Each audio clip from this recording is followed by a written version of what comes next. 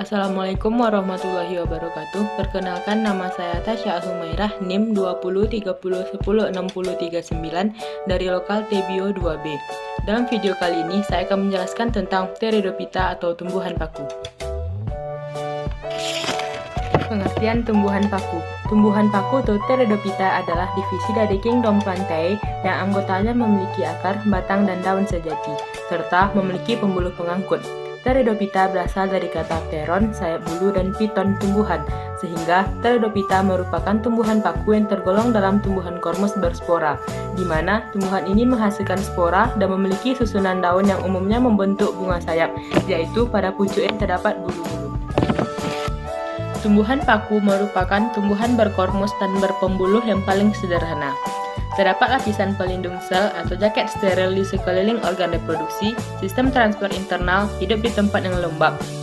Akar serabut berupa rizoma, ujung akar dilindungi kaliptra. Sel-sel akar membentuk epidermis, korteks, dan silinder pusat. Batang tumbuhan paku tidak tampak karena terdapat di dalam tanah yang sangat pendek. Ada juga yang mencapai 5 meter seperti pada paku pohon atau paku tiang. Daunnya ketika masih muda melingkar dan menggulung. Berdasarkan bentuk dan ukuran susunannya, daun tumbuhan paku dibedakan menjadi mikrofil dan makrofil. Mikrofil bentuknya kecil atau bersisik, tidak bertangkai, tidak berlubang, tidak memperlihatkan diferensiasi sel. Tumbuhan paku merupakan suatu divisi yang mempunyai kormus, artinya tubuhnya dapat dibedakan dalam 3 bagian pokok, yaitu akar, batang, dan daun. Alat perkembangbiakan tumbuhan paku yang utama adalah spora. Oleh sebab itu, ahli taksonomi membagi dunia tumbuhan dalam 2 kelompok saja, yang diberi nama kriptogami dan phanerogami. Kriptogami atau tumbuhan spora meliputi Schizophyta, Talophyta, Bryophyta, dan Pteridophyta. Ciri-ciri tumbuhan paku. Yang pertama, tumbuhan paku memiliki berkas pembuluh angkut berupa xilem dan phloem. Yang kedua, dapat ditemukan di air, tempat lembab, dan menempel pada tumbuhan lain. Yang ketiga, tidak menghasilkan biji, tetapi menghasilkan spora. Yang keempat, mengalami pergiliran keturunan atau metagenesis. Yang kelima, daun yang masih muda menggulung. Yang keenam, tidak berbunga. Dan yang ketujuh, umumnya memiliki rizoma. Tumbuhan paku memiliki 4 struktur penting, yaitu lapisan pelindung sel atau jaket steril yang terdapat di sekeliling organ reproduksi, embrio multiseluler yang terdapat dalam archegonium, kutikula pada bagian luar, dan yang paling penting adalah sistem transport internal yang mengangkut air dan zat makanan dari dalam tanah. Sistem transport ini sama baiknya seperti pengorganisasian transport air dan zat makanan pada tumbuhan tingkat tinggi. Struktur tubuh tumbuhan paku. Yang pertama ada akar, bersifat seperti akar serabut. Ujungnya dilindungi kaliptra yang terdiri atas sel-sel yang dapat dibedakan dengan sel-sel akarnya sendiri. Yang kedua ada batang. Pada sebagian jenis tumbuhan paku, batang tidak tampak karena terdapat di dalam tanah berupa rimbang, mungkin menjalar atau sedikit tegak. Jika muncul di atas permukaan tanah, batangnya sangat pendek, sekitar 0,5 meter. Akan tetapi, ada batang berupa jenis tumbuhan paku seperti paku pohon atau paku tiang yang panjangnya mencapai 5 meter dan kadang-kadang bercabang. Yang ketiga ada daun. Bentuknya selalu melingkar dan menggulung pada usia muda. Berdasarkan bentuk, ukuran, dan susunannya, daun paku dibedakan antara epidermis, daging daun, dan tulang daun.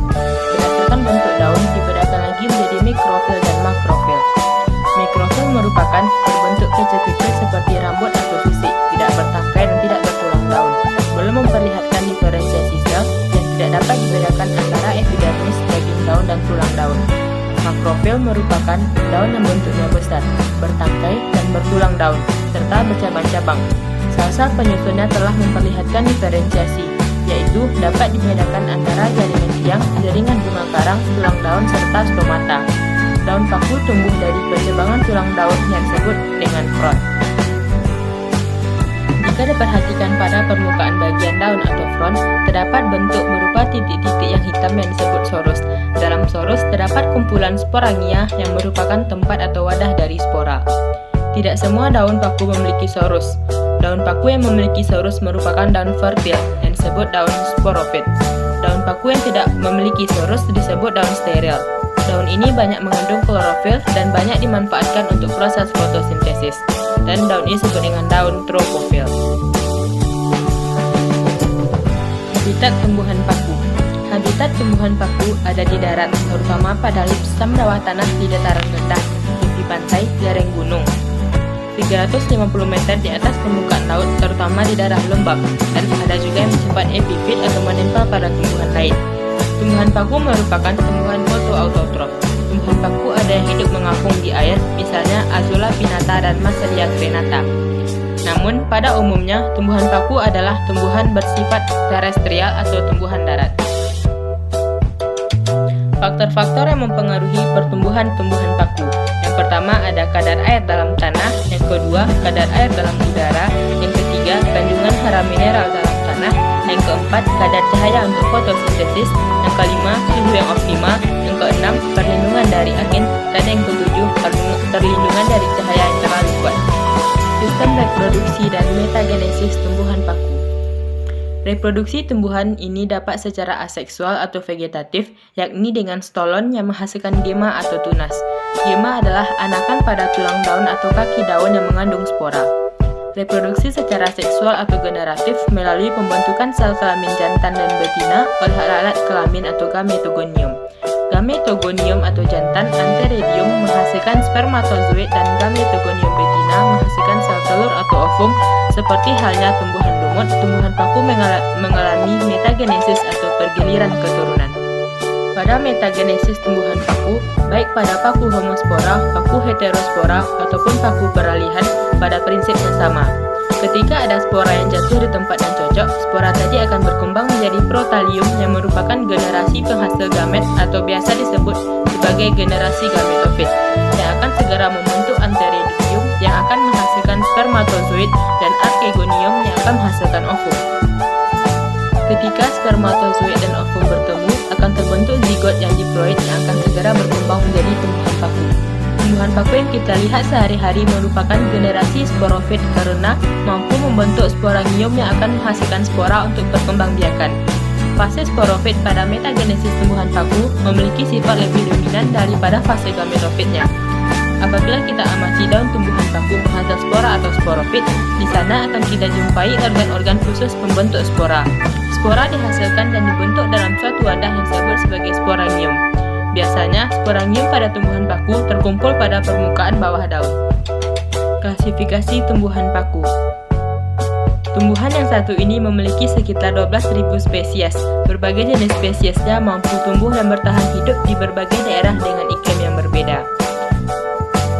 Yang pertama adalah klasifikasi dari subdivisi Lycopsida. Spesies yang satu ini merupakan jenis spora dari tumbuhan paku yang dapat menghasilkan dua bentuk spora, yaitu makrospora dan mikrospora. Ciri-ciri dari tumbuhan paku yang termasuk ke dalam spesies subdivisi Lycopsida. Yang pertama, terdiri dari daun sejati, batang, dan akar. Yang kedua, menempelkan diri pada taman lain sebagai media untuk hidup. Yang ketiga, memiliki ukuran daun yang sangat kecil dan berbentuk rapat. Yang keempat, menghasilkan mikrosporangium dan sporangium. Yang kedua ada subdivisi Sphenopsida. Tumbuhan paku yang tergolong ke dalam spesies ini pada umumnya banyak hidup dan dijumpai di daerah beriklim tropis. Tumbuhan paku yang satu ini memiliki ekor yang panjang pada tubuhnya. Ciri-ciri dari tumbuhan paku subdivisi Sphenopsida ini yaitu: yang pertama, memiliki batang yang berbentuk tegak. Yang kedua, menghasilkan spora yang berjenis heterospora. Yang ketiga, pada bagian batang mengandung kadar silika yang tinggi. Yang keempat, menyenangi daerah rawa yang lembab. Selanjutnya ada subdivisi Pteropsida. Tumbuhan paku yang tergolong ke dalam spesies ini merupakan tumbuhan paku sejati yang sering dijuluki dengan sebutan tanaman pakis. Jenis tumbuhan yang satu ini mampu hidup dan tumbuh di daerah yang beriklim tropis dan subtropis. Berikut adalah ciri-ciri dari subdivisi Pteropsida. Yang pertama, memiliki batang yang berbentuk tegak dan tumbuh di atas dan di bawah permukaan tanah. Yang kedua, menghasilkan spora yang berjenis homospora dan isospora. Yang ketiga, spora yang dihasilkan berkumpul di bawah daun. Yang keempat, penyebaran spora untuk berkembang biak menyebar melalui bantuan angin. Selanjutnya ada subdivisi Psilopsida atau paku purba. Psilopsida merupakan tumbuhan paku yang sederhana dan memiliki susunan cukup sederhana. Tanaman ini berupa ranting yang bercabang-cabang. Ada bulu-bulu yang halus menyelimuti, berakar serabut halus atau sering disebut akar semu. Berfungsi juga sebagai perekat pada tumbuhan lain. Contoh tumbuhan paku ini ialah subdivisi si Psilopsida ini adalah Psilotum nudum. Jenis tumbuhan paku dan manfaatnya. Pertama ada tumbuhan paku telanjang atau Psilophyta. Jenis tumbuhan paku ini mempunyai cabang-cabang yang berbentuk garpu dan sporangium pada setiap ujungnya. Mereka memperoleh makanan dengan bersimbiosis dengan jamur. Itu sebabnya paku telanjang ini tidak memiliki klorofil. Jenis tumbuhan paku telanjang yaitu Linia major dan Psilotum. Yang kedua adalah tumbuhan paku kawat atau Lycopodiophyta. Jadi tumbuhan ini memiliki daun-daun kecil, tidak bertangkai, batang seperti kawat, akarnya bercabang, bertulang satu. Ada beberapa jenis paku kawat yang daunnya mempunyai lidah atau ligula dan tersusun rapat membentuk garis spiral. Sporangium terdapat pada ketiak daun dan berkumpul membentuk seperti kerucut. Jenis paku kawat atau paku rambut yaitu Lycopodium clayatum dan Selaginella sp. Selanjutnya ada tumbuhan paku sejati atau Pteridophyta. Tumbuhan pakis ini mempunyai daun-daun besar, bertangkai, mempunyai banyak tulang, dan pada sisi bawahnya terdapat sporangium. Kita dapat menemukan tumbuhan paku jenis sejati atau paku pakis ini di tempat-tempat yang teduh dan lembab. Selanjutnya ada tumbuhan paku ekor kuda atau Equisetophita. Tumbuhan paku ini menyukai tempat lembab yang ada di dataran tinggi. Paku ekor kuda mempunyai daun-daun kecil seperti selaput dan tersusun seperti karang. Kemudian, bentuk daunnya melingkar dan berbentuk seperti sisik. Kita akan menemukan batang tumbuhan paku ekor kuda yang mirip dengan daun cemara, berongga, berbuku-buku, dan tegak. Selanjutnya ada paku bambu air atau Equisetum himel. Jenis tumbuhan paku ini tumbuh di lingkungan yang basah seperti kolam dangkal, rawa, atau pinggiran sungai. Rata-rata ukurannya kecil dengan tinggi sekitar 25-100 cm. Manfaat bambu air selain sebagai tanaman hias adalah bisa dijadikan untuk bahan obat-obatan. Jenis paku yang selanjutnya adalah Suplir. Contoh tumbuhan paku selanjutnya yang bisa mempercantik ruangan adalah tanaman Suplir. Tanaman ini sering digunakan untuk menghiasi perkarangan rumah dengan cara menanam di dalam pot atau langsung ke tanah. Bentuknya hampir menyerupai trapesium dengan warna hijau muda yang cerah. Agar tanaman suplir panjang umur, sebaiknya diletakkan di tempat yang agak teduh karena mereka tidak menyukai tempat yang langsung terkena sinar matahari. Selanjutnya ada tumbuhan paku sedang atau Neprolepis carifolia. Ciri dari tumbuhan paku ini memiliki batang yang bercabang dan berkayu. Kemudian daunnya memiliki urat-urat, bahkan ada yang tidak memiliki daun.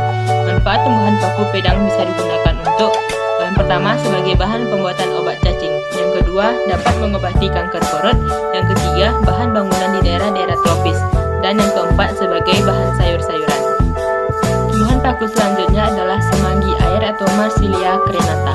Ciri dari tumbuhan ini adalah memiliki spora dan batangnya yang mudah untuk dipatahkan. Manfaat tumbuhan semanggi air bisa digunakan untuk daun dan spora kapnya bisa dikonsumsi sebagai obat herbal. Selanjutnya ada tumbuhan paku sarang burung atau Aspelinium nidus L. Ciri-cirinya adalah bentuk ujung daun yang meruncing dan tepi daunnya berombak. Manfaat tumbuhan paku sarang burung bisa digunakan untuk obat luka memar dan obat bengkak. Tumbuhan paku tanduk rusa. Daun tanduk rusa dalam bahasa Latin disebut dengan Polythecarium bifocatum. Manfaat tanduk rusa adalah sebagai obat-obatan penyakit gondok, obat bisul, menyuburkan kandungan dan pereda nyeri haid. Demikianlah video pembelajaran tentang Pteridophyta atau tumbuhan paku. Sekian, terima kasih. Assalamualaikum warahmatullahi wabarakatuh.